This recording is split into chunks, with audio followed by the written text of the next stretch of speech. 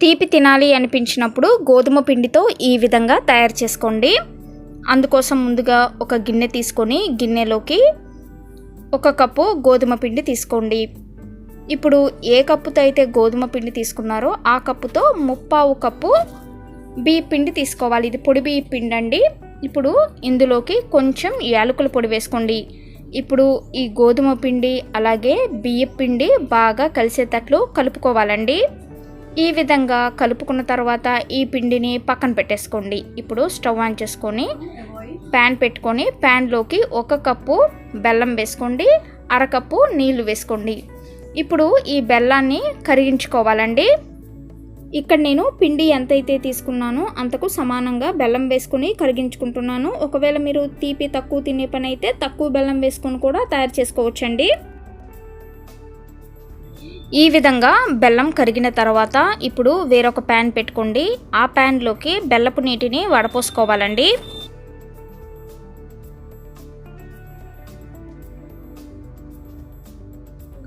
బెల్లపు నీటిని వడపోసుకున్న తర్వాత stove on చేసుకొని ఇందులోకి కలిపి పెట్టుకున్న గోధుమ పిండి బియ్య పిండి వేసుకొని బాగా కలుపుకోవాలండి.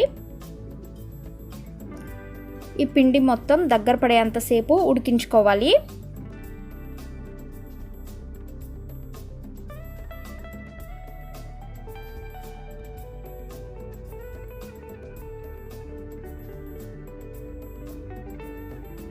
ఈ విధంగా పిండిని కలుపుతూ ఉన్నప్పుడే 1 చెంచా నెయ్యి కూడా వేసుకొని బాగా కలుపుకోవాలండి. ఇలా కలుపుకున్న తర్వాత ఇప్పుడు ఈ పిండిని వేరొక గిన్నెలోకి తీసుకుందాము. ఇప్పుడు పిండి మొత్తాన్ని గిన్నెలోకి తీసుకున్న తర్వాత ఒకసారి చేత్తో బాగా కలుపుకోవాలండి.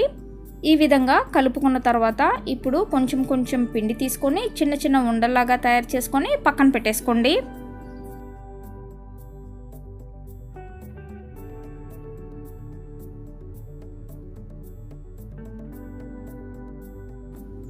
ఇలా ముందుగానే ఉండలన్నీ తయారు చేసుకొని పెట్టుకొని పాల ప్యాకెట్ కవర్ మీద కానీ పాలిథిన్ కవర్ మీద కానీ మనం అరిసెల్ని ఏ విధంగా అయితే ఒత్తుకుంటామో అదే విధంగా చేతికి నూనె రాసుకొని ఒత్తుకోండి. ఇలా తయారు చేసుకున్న వీటిని ఇప్పుడు నూనెలో వేపుకోవాలండి.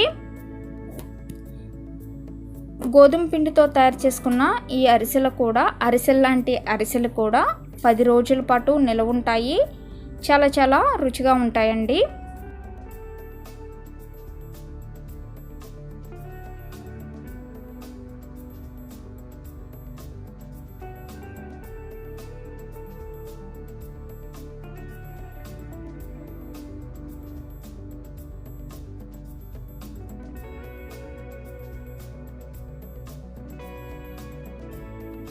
గోధుమ పిండితో ఏదైనా తీపి తినాలి అనిపించినప్పుడు ఈ విధంగా గోధుమ పిండి అలాగే పొడి బియ్య పిండి వేసుకొని ఇలా తయారు చేసుకోవచ్చండి.